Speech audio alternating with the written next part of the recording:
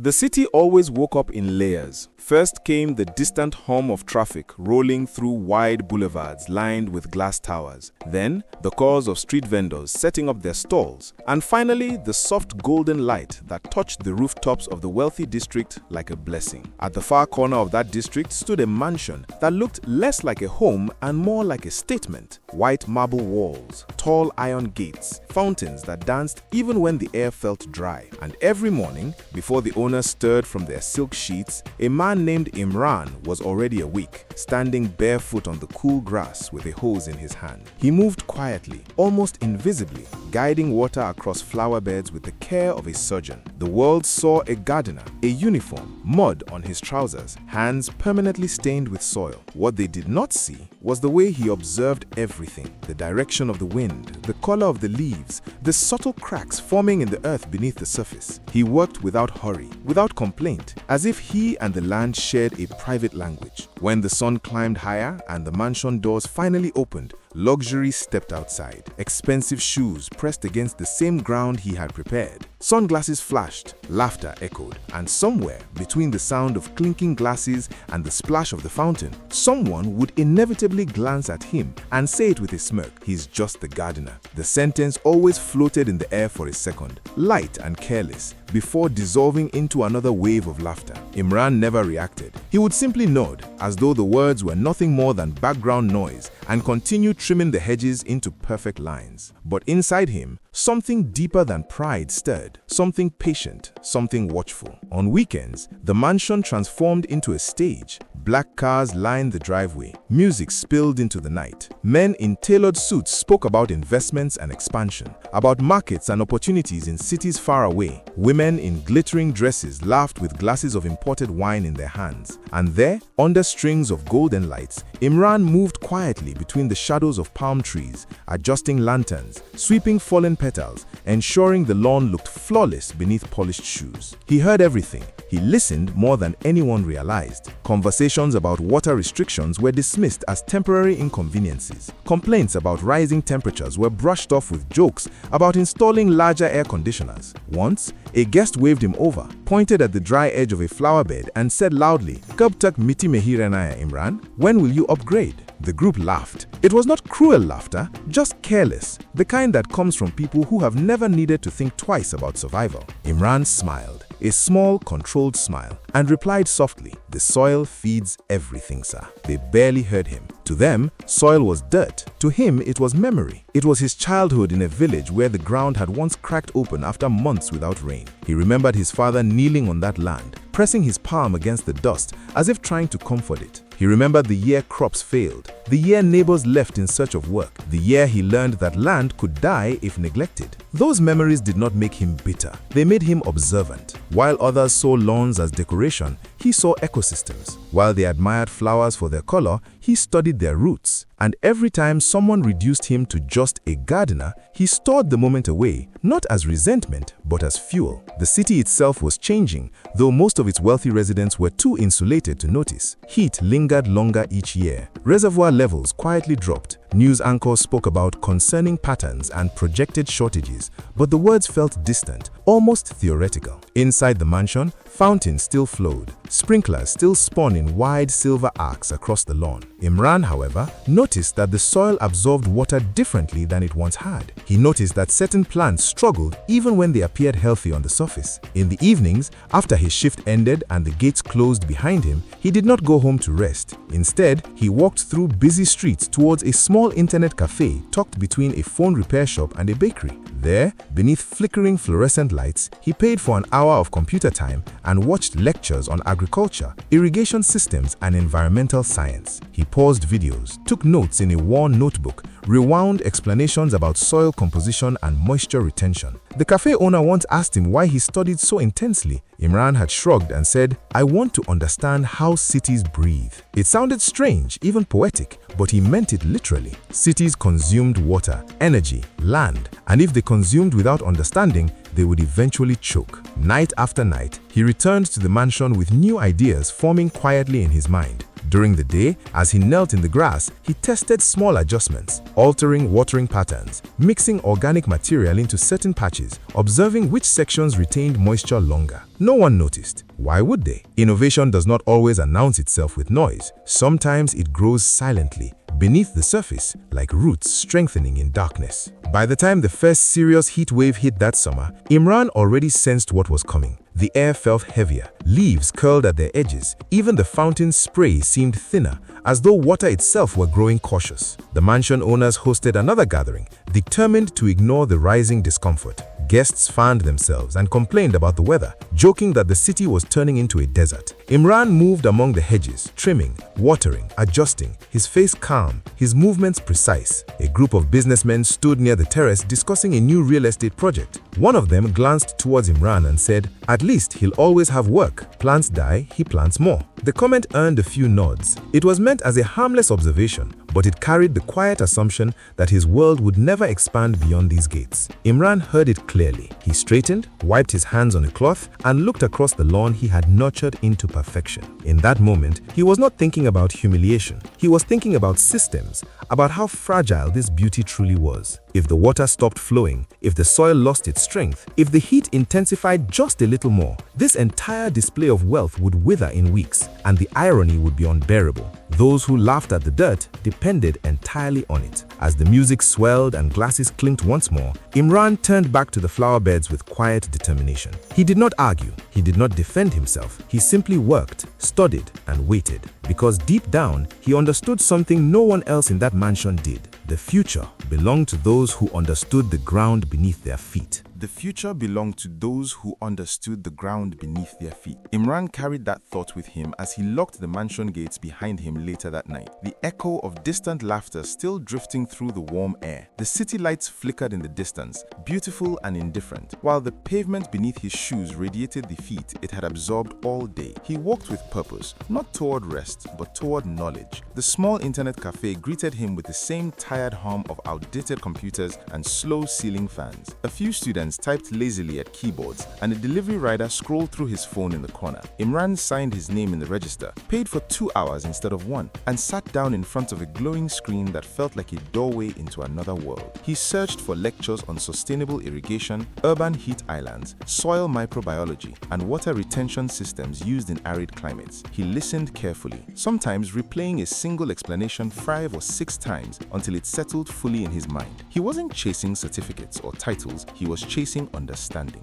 The more he learned, the more patterns he began to see. Cities were expanding too quickly. Concrete was replacing soil. Green spaces were treated like decoration rather than infrastructure. Water was wasted because those who controlled it had never experienced its absence. He leaned back in his chair and whispered to himself, almost in disbelief, "They are building beauty on weakness." The thought unsettled him, but it also ignited something powerful. If the foundation was flawed, then someone who understood foundations could change everything. By day, he remained the quiet gardener, trimming, watering, cleaning. Yet, inside his mind, entire systems were forming. He began experimenting in small, almost invisible ways. Instead of flooding flower beds with surface water, he adjusted the soil composition beneath them, mixing organic compost and sand to improve aeration. He reduced surface watering and encouraged deeper root growth. He studied which plants could thrive with minimal moisture and gradually replaced fragile decorative species with resilient native varieties that blended seamlessly into the landscape. No one noticed the changes, but the results were undeniable. The lawn remained greener for longer. The plants looked healthier despite receiving less water. Even during short dry spells, the soil held its structure. Once, the mansion owner walked past him and remarked casually, "You're using less water these days, aren't you?" Imran nodded respectfully. "Yes, sir. The soil doesn't need more water. It needs to hold it better." The owner raised an eyebrow, uninterested in the explanation, and continued his call about an overseas investment. That brief exchange confirmed something for Imran. Knowledge without status was often ignored. Yet, he did not feel anger. Instead, he felt clarity. If they would not listen to words, they would eventually be forced to acknowledge results. And results, unlike opinions, could not be laughed away. Meanwhile, the city's condition worsened. News headlines shifted from possible shortage to water advisory. Reservoir levels dropped visibly. Parks that once shimmered in the sunlight began to show brown patches. Farmers on the outskirts struggled as irrigation irrigation costs increased. On television, officials reassured the public that everything was under control, but their voices carried uncertainty. At the mansion, however, denial remained fashionable. Guests joked about drilling private wells. Some discussed importing exotic grass species that supposedly required less water, though none of them had tested such claims in real soil. Imran listened quietly during these conversations, mentally dismantling the flawed logic behind them. Exotic solutions ignored local realities. Expensive imports solved symptoms, not causes. He returned each night to the cafe, expanding his research into decentralized water systems and regenerative soil methods used in drought-prone regions. He began sketching a framework in his notebook, a system that combined underground moisture channels, organic soil regeneration, and strategic plant placement to create self-sustaining green zones. It was simple, affordable, local, the kind of solution that did not require foreign consultants or extravagant budgets. Yet, he hesitated to present it. Who would take a gardener seriously? He imagined standing in front of officials in polished offices, explaining root depth and microbial balance while they checked their watches. Doubt flickered at the edges of his determination, but it never consumed him. Instead, it sharpened his patience. One evening, as he adjusted a newly prepared flower bed near the mansion's fountain, a young security guard approached him. "Why do you care so much?" the guard asked, genuinely curious. "It's just grass. If it dies, they'll replace it." Imran paused, pressing his fingers into the soil as if feeling its pulse. "I care," he replied calmly, "because it's not just grass, it's a system. If the soil fails here, it's failing everywhere." The guard frowned, trying to understand. Imran continued, "When roots grow deeper, they protect the surface. When the surface is protected, water stays longer. When water stays longer, life survives." The guard nodded slowly, though he clearly did not grasp the full picture. But for Imran, explaining it out loud strengthened his own conviction. He realized that what he was building was not merely a gardening technique, it was a philosophy. Respect the foundation and the structure will endure. Ignore it and collapse becomes inevitable. That night, he added a new line to his notebook. "The city's problem is not lack of water, it is lack of understanding." The sentence felt heavy, almost prophetic. He stared at it for a long time before closing the notebook carefully, as though sealing a promise. As summer deepened, the heat waves grew more aggressive. Streets shimmered under the sun. Power outages became more frequent as air conditioners strained the grid. Complaints filled social media feeds. Yet, through it all, the mansion's lawn remained strikingly green,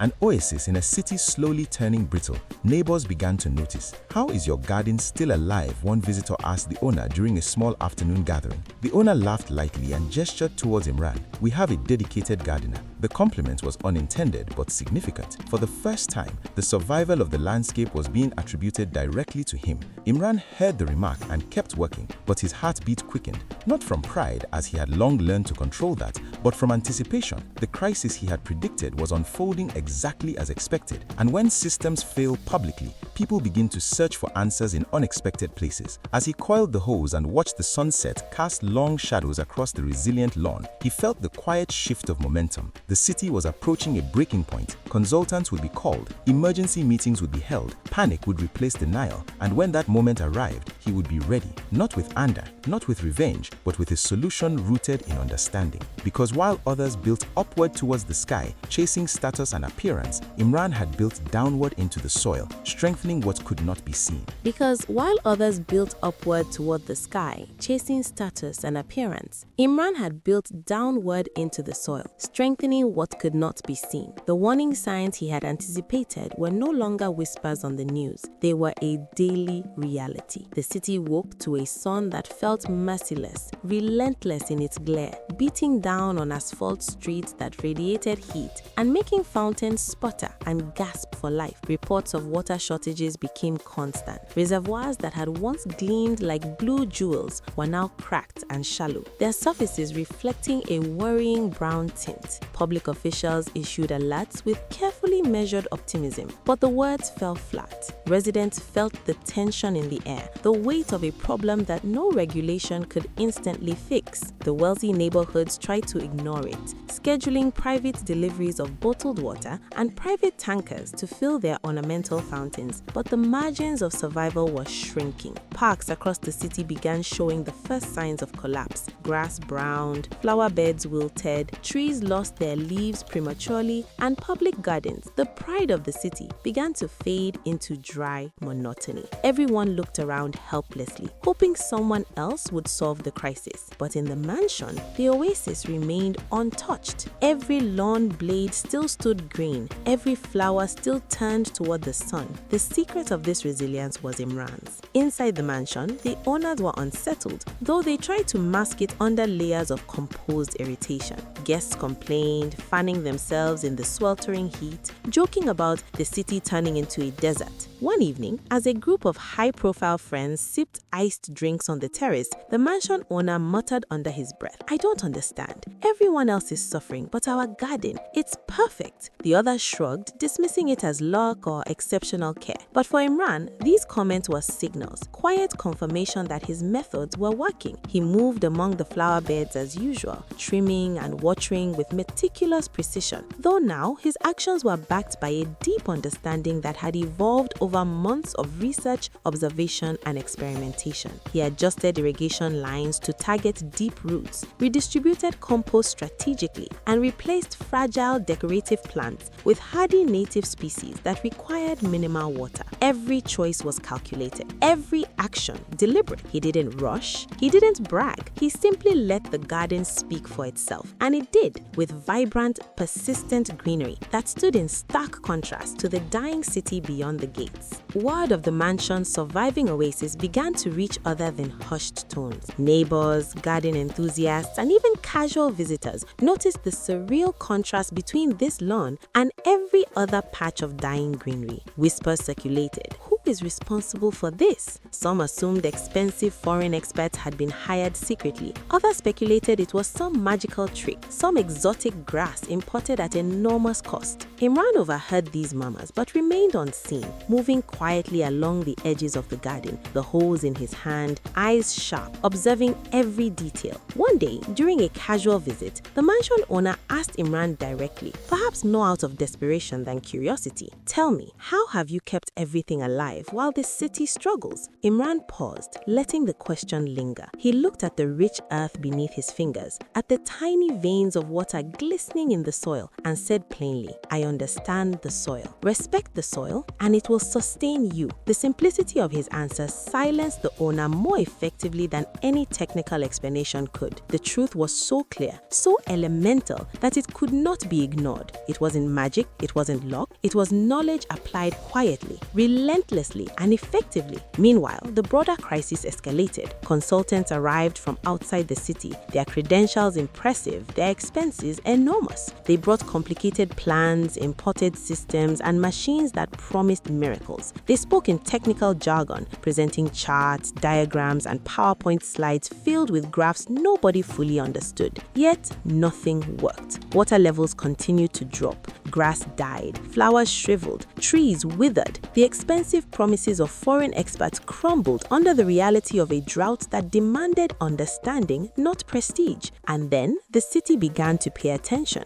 Neighborhood associations sent messages, social media amplified concerns, local news channels ran footage of parks and public gardens shriveling under the sun. Fear spread. Citizens demanded solutions. Officials scrambled. It was at that moment, amidst the panic and chaos, that attention naturally fell to the mansion, the one exception, the one living green space untouched by the crisis. For the first time, people began to see Imran not as a silent gardener, but as the source of a solution. The turning point came subtly, without fanfare. One afternoon, the mansion owner summoned Imran to the terrace. They stood in the shade of a large ficus tree, watching sprinklers gently mist the lawn. The owner's expression was uncharacteristically serious. He asked again, not as a question for conversation, but as a plea for understanding. Imran straightened, feeling the weight of months of silent preparation behind him. He spoke with calm authority. "This is not about water alone. It is about soil, roots, placement, and patience. The city treats plants like decoration. I treat them like life. I respect what sustains life, and in return, life survives." There was a pause, long and heavy. The words were so simple, yet so profound, that they carried the clarity of someone who had built knowledge from observation, study, and care. The owner looked at him, realization dawning slowly across his face that the very person he had dismissed as just a gardener possessed the understanding that all the consultants and wealthy advisors had lacked. That afternoon, the mansion's gates were no longer merely physical barriers. They became symbolic. Inside them, life endured because it had been respected. Outside, the city was forced to confront the consequences of ignorance. Imran understood the silent power of patience, of preparation, of mastery, and for the first time, the world outside the gates could no longer ignore him. By nightfall, the city was enveloped in a quiet, oppressive heat. Streets shimmered, public gardens sagged under the weight of neglect, but the mansion lawn glowed under the setting sun,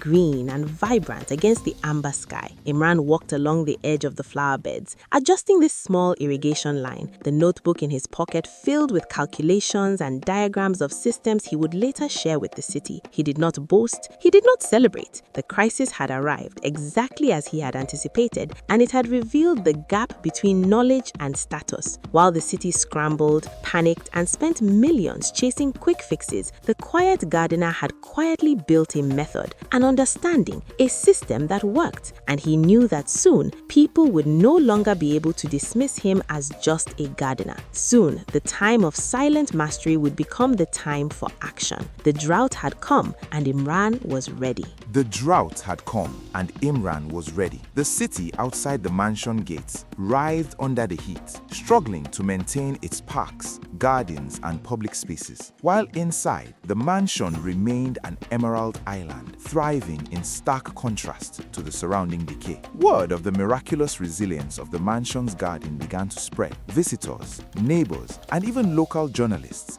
whispered about the man who had somehow kept the lawn alive when every other patch of earth had failed. Some called it luck, others suggested secret machines, expensive fertilizers, or imported grass. But those who paid close attention realized it wasn't chance, it was knowledge. Finally, the city council sent an invitation. A formal request arrived for Imran to present his methods to official agricultural consultants and representatives from urban planning departments. When the message reached him, some of the mansion staff laughed. The gardener giving a presentation? They whispered. Will he be teaching the city how to play in the dirt? Imran, however, did not flinch. He had anticipated this moment for months, perhaps years. For every mocking remark and overlooked suggestion, he had prepared quietly, compiling notes, diagrams, and a simple yet powerful system that could be applied citywide. He understood that the moment for recognition had arrived, and it demanded patience, clarity, and unshakable confidence. When he arrived at the council chamber, the room was filled with skepticism. Officials in polished suits leaned back in their chairs, consultants with foreign diplomas tapped pens against thick folders, and a few journalists raised their eyebrows at the unassuming man in simple clothes standing before them. The murmurs barely concealed the disbelief. A gardener? One official whispered to another. But Imran began his presentation without hesitation. He spoke slowly, clearly, avoiding technical jargon that would alienate his audience. He explained the fundamentals: soil composition,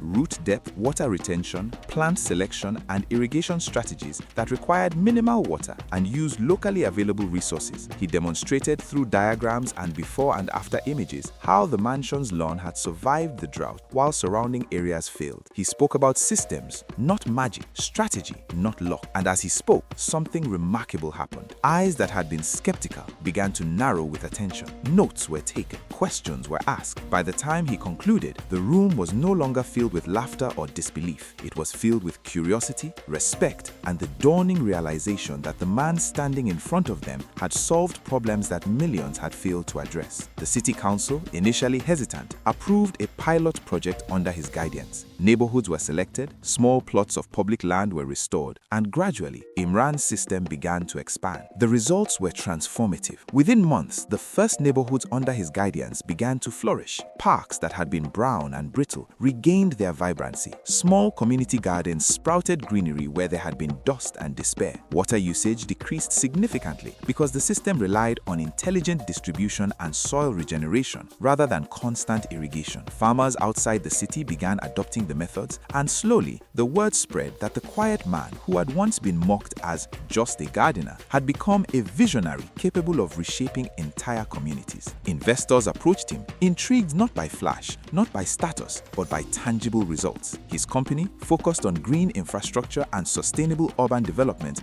grew steadily, employing locals, training young professionals, and expanding projects beyond what anyone had imagined. And yet, through all this growth, Imran remained fundamentally the same. He did not flaunt wealth or power. He did not chase applause. He worked methodically, quietly, and purposefully, always remembering the lessons of patience and observation that the mansion's garden had taught him. The same hands that had once knelt in the soil unnoticed now guided citywide projects with precision and vision. And he knew, without a doubt, that real power did not come from recognition. It came from mastery. The same hands that had once knelt in the soil unnoticed now guided citywide projects with precision and vision. Years passed and the city transformed. Where once there had been despair, brown patches and failing gardens, there were now green rooftops, thriving parks and streets lined with resilient trees. Water conservation became a common practice and urban planning incorporated the principles Imran had quietly developed in the mansion garden.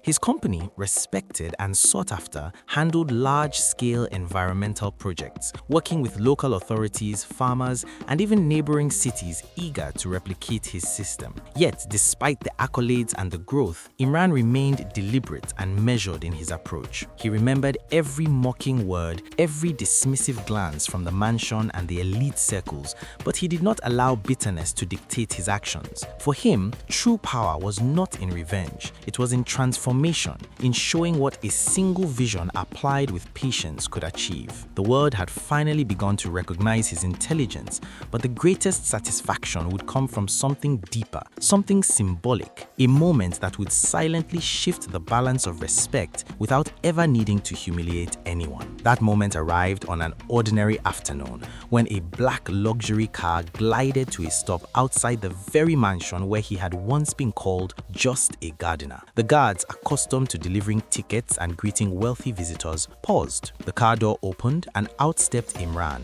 dressed not in the plain clothes of a worker, but in a sleek, understated suit, the kind that carried authority without arrogance. The mansion owner, now older, more subdued and quietly unsettled, stepped onto the porch. He recognized the figure immediately, but recognition carried a weight of disbelief. This was the same man who had once knelt in the dirt, laughed at and overlooked. Now he moved with confidence, calm authority, and the aura of someone whose understanding had reshaped an entire city. A line of old acquaintances, former critics, and curious onlookers had gathered, murmuring under their breath, astonished at the transformation. Imran's eyes swept across the familiar facade of the mansion. There was no need for confrontation, no need for speeches or reminders of past humiliations. All that mattered was the silent, undeniable truth. He had become a force that could no longer be ignored. The mansion, once a symbol of wealth and status that had overshadowed him, was now within his reach and within his control. Imran purchased the mansion quietly, yet when the news spread, the city, and especially the mansion's former elite, were shocked. They expected confrontation, perhaps retribution, some form of dramatic reversal. But Imran did not seek revenge. Instead, he offered the former owners the opportunity to remain, not as rulers, but as tenants. Their expressions shifted from confusion to reluctant acceptance. They had once measured his worth by his job, his uniform, his proximity to the dirt, and now, without a word of scorn or malice, he demonstrated that true power is measured not by anger or retaliation, but by elevation, vision, and patience. Standing on the balcony, watching the city he had helped save flourish under intelligent planning and sustainable practices, he reflected quietly on the journey. From a boy kneeling in soil, to a man transforming landscapes, to a figure of quiet authority whose impact could be seen in every tree, every rooftop garden, every thriving park. To To those who had underestimated him, the lesson was clear. Badla, revenge, is easy. Elevating yourself to a level they cannot reach is infinitely more difficult, and that is where true mastery, true respect, and true legacy are found. Imran did not need applause. He did not need acknowledgement. The city, the gardens, and the foundations he had built spoke volumes, louder than any insult, louder than any laughter ever could. In that quiet triumph, he had achieved something that no one could ever take away: a life built on vision, knowledge, and the unshakable power of understanding the ground beneath his feet.